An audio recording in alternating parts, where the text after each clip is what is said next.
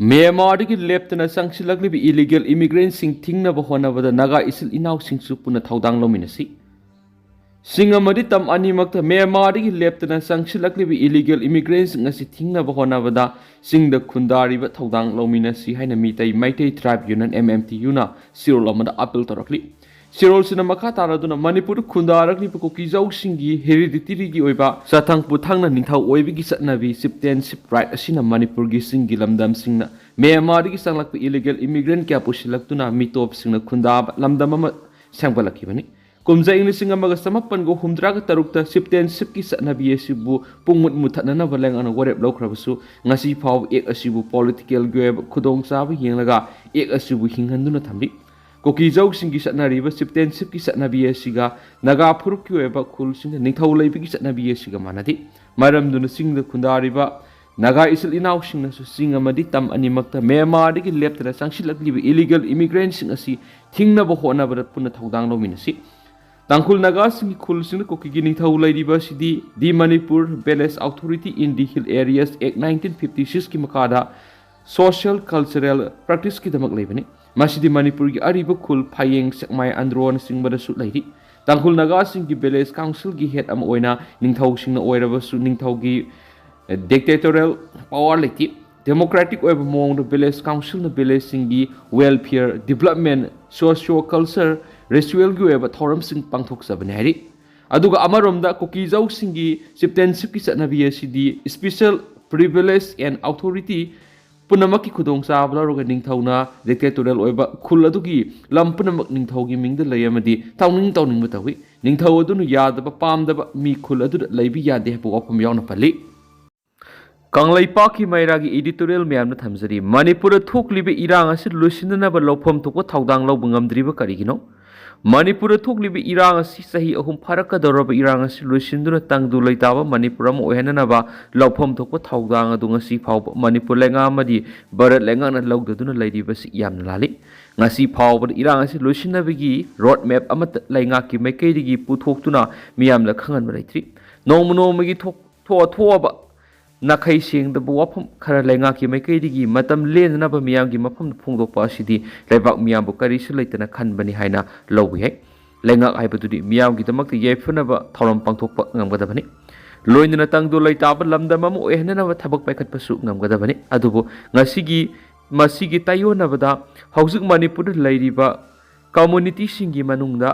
Meitei सिंगना national highway यावना मणिपुरगी मफम अमतदा सदक्सिन तौब यारदुना लैबा मतमदा लेंगाना करिगुम थबा अमता पाइखतना तुमिना लैसिलिबसि Meitei community खक्ता अतमनना वहननबा सिलिब्रा हाइबा वहंग अमा लाक्लि वहंग असिगी पाखुम लेंगाना सबसाना पिफम थुइ हौजिक चाहि हुम फरकदोरबा फावबा मसागी मयुम चंगमंगमदबदगी अवाबा पुंसि मरेल अमदि हिंगदुना लैरिबा IDP सिंगना मखोय मसागी मयुम चंगजरगे हाइबा खोलावगो लोइना खोंजंग चंगसिलकपा मतमदा लेंगाना नमथदुना थमलिबसिसु यामना लालि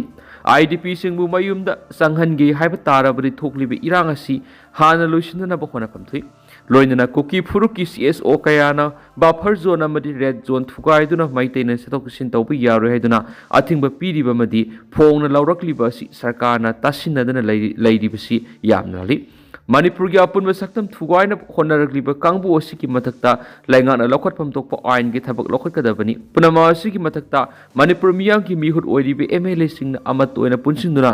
मणिपुरदा थोकलिबे इरांग असि लुसिननबा लौफम तोकपा थौदांग लौदुना पांगदबगी सकलो लौदुना लैरिबसिसु यामना लालि मदुना अथुबा मतमदा मियाम की मिहुत ओइरिबे MLA सिंग अमदि PR लेंगा अनिना अमत ओइना लौफम तोकपा थौदांग अदु लौदुना मणिपुर थोकलिबे इरांग असि लुसिननबा होनाफम थुइ लोइनना इरांग असि लुसिननबा सरकारना पाइखतलिबा थबक थौरमसिंग अदु लैबाक मियामदा तसिंग खंगनगदबनि मदुनतना मणिपुर थोकलिबा इरांग असि लुसिननबा लौफम थोकपा थौदांग अदु लौबु ngamदबा ताराबदि मणिपुर की फिबम असि नोमनोमगी सोक्सिलकनि लोइनना लैबाक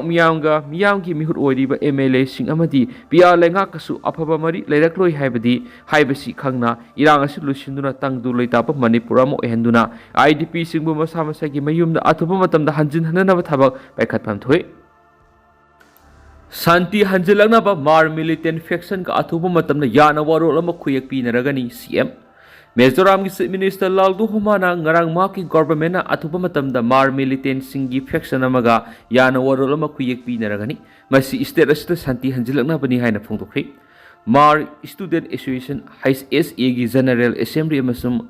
Scholarship district pangthokiba Sikpui Rui Festival wangang laduna Laldu Humana hai Kedar Singh Mahoksa gi punsida hanjilakna bagi hauzik mar People's Convention Democratic ki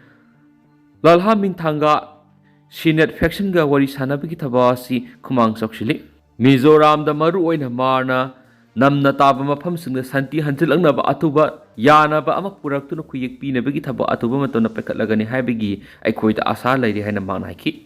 High Speed DSC hanagi Mar People's Convention High Speed dagi long thorakani Hana makoi Manipur ga lona riba Mizoram gi awang nungpoki marna namna taba khungang sing Pullaga Constitution ki taruk suba sidul gi makhada Autonomous District Council ama pina ba demand tawramani High Speed digi High Zosanga Bera faction ga Mizoram government ki English ngani ga taragani pan gi April thara peace accord sign tawna khrabani faction asina state asiki awang nungpok thangbada marna namna taba khungang sing gi dama Sinlung Hills Council SHCSC mari lenaba mangjil thadun thabak satharakibani Senate lusingba atop faction amana maru oina Assam ki Kasa district active oina thabak tawdun leibani faction asina selman ba yauna criminal case kyara senai haina police na haiki Laldu Humana Mar community da mezo singna namna taba mafam singda tuan ba tribe singi merak amat oina leminana bagi thawdang launaba apel takhi state asigi mafam kyara mar mi singi khunda leita adun lerakli Mezo tribe singi manungda HSAC khwaidigi liraba student body singi manungda amani haina CM na hai organization asi mahairoi khunai gi dama cultural identity yokhanaba amasum khunai si amat oina amasum sakhonaba sahikya thabak tawduna lakli CM na hai maki government na lami singi sakhonaba henam yeng thamduna thabak tawri amadi state asigi flagship bana kai program gi makhara case crop sing laishinaba makhatana thabak tawkigani Russia ki drone attack ta anga ama sikre Ukraine su Russia ki hithang phamle attack tokri United States na lalusina na kana hotna ringai talakta Russia amasum Ukraine gi marakta khut thana bi ki thabak leptana sathari Central Ukraine Russia ki drone attack ta sahi taragani thoida ngai riba angang nupa masa ama sikre nakara marom da Ukrainian forces na long range drone sisinaduna Russia ki hithang pham ama amasum oil refinery amada target tokre haidi Central Ukraine ki lamdam da Russia ki drone attack amada yum ama kai khibidagi sei taragani thoida ngai riba nupa masa ama sikhi amasum nopi ani na soki haina regional military administration gi he na haki ngarang hing Russian forces na makal makha gi drone chama kuthra ka tar kapsilaki haina Ukrainian air force na haki maraksida Ukraine ga lona bada leiba Russia gi Tradoster lamdam da Ukrainian forces na hithang pham amada drone attack tokre attack adu da Temaryuk si port mai chakhi amasum hithang phamgi infrastructure da mang tak tuna thoki hari Russia gi yamna manung hanjanba Shizran city da Ukraine drone attack toki haina Russian official amana ki magna akupa marol di phungdoki di madu Ukraine gi border gi kilometer sani pan sangshi da leiba Shizran da Ukrainian forces na oil refinery amari attack toki haina confirm di tawdriba paw singna makhata na so hairi Russia ki defense ministry na phongdoki ba matung Russia ki tuan lamdam singda masum makoina khudum sanduna leiba Crimea Ukrainian forces na kapsilaki ba drone marfuga manga air defense system singna thugai ki hainasu paw sida di makhata na report tawri